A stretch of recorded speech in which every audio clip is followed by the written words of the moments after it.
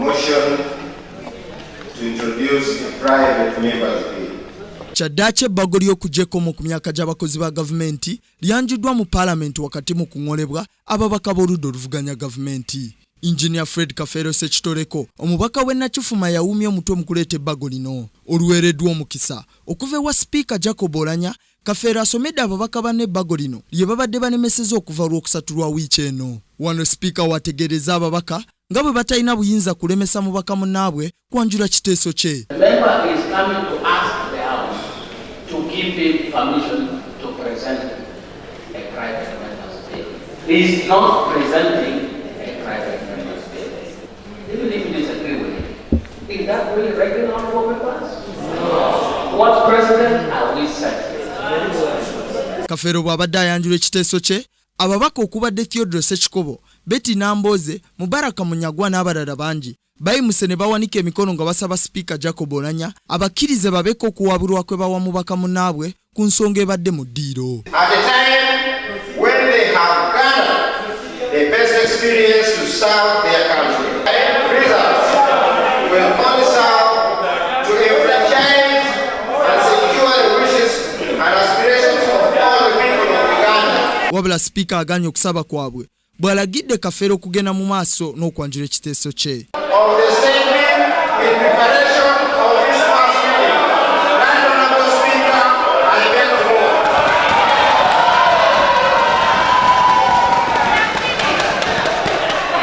move. Ebimu ku bintu ebiri mu bbago lino kwe kulaba nga wabeerawo ennongosereza mu ssemateeka w'emyaka gy'abakozi ba gavumenti okulaba nga emyaka kwe bawumulira emirimu gyabwe gyongezebwayo okuva ku myaka 65 okutuuka ku myaka 75. Ababaka ab'enjawulo boogedde ku bibaddewo mu paalamenti ku nsonga y'ebbago lino na biki bye basuubira singa linaaba liyisiddwa. Bwe tuba mmemba tumukkiriza ng'aleeta eky'emyaka gy'abalamuzi ate amangu nnyo n'akyongeramu ekye-electoral commission nga ensi yonna ekaaba olwa electoral commission tutuule butuuzi nga bayisaamu ekiteeso nti abalamuzi n'electoral commission bonna bayite omulundi gumu nga ne gavumenti yandibadde etekinga interest mu biiru eno yeekwese yeewogomye eresese kitoleko yabayenona ekintu ekyo sipiika kyakoze olwokubiri nina okumussa ku nninga tasana kweyisa bwatyo. Sipiika wa paalamenti akubiriza paalamenti ng'asinziira ku procedure. Honorable Oulanyah bulijjo zigenda okukola saa 12 nga adduse mu paalamenti kati zizino saawa 2 ez'ekiro agugubye ayisaamu lwaki tabeera taddekeralinga interest ze ne tumanya wawaali. Asabye tumuwe olukusa aleete ekiteeso kati ekiddawo kwe kuteesa ku kiteeso naye ng'ekisokera ddala omubaka wa ddembe okuleeta ekiteeso era bwe mumuggyako eddembe eryo muba mumenya maki mateeka ate nga mwe babaka abakola amaki amateeka. Kino ekintu ekijja kyogera ku balamuzi kyogera kuki naye teri kirala mu lulu gwa Pulezidenti Museveni kwagala kujjawo komo ku myaka egikulembera eggwanga afuga Uganda paka lwalifa. Kiringa muntu bw'anaalya enva za supu ne zikulukuta ku ngalo n'akomba engalo supu n'akulukuta n'atuuka ku nkokola n'ayagala akombe mbw akombe ne supu ali ku nkokola. Guno mululu Museveni aloza ensi ena anagikungula.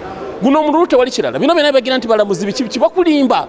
Ekijja naye ku lwokubiri tujja kujja twetegese. Abantu abasoba emitwalo 4 abafuluma amatendekero aga waggulu kosa n'ebitundu 83 ebya bannayuganda nga bavubuka abalina okuba nga bakola tebalina mirimu. Abantu bangi bakubaganya empawa ku bbago lino. Stephen Turyarugayo, Kingdom TV, amalindirire. This is Kingdom TV.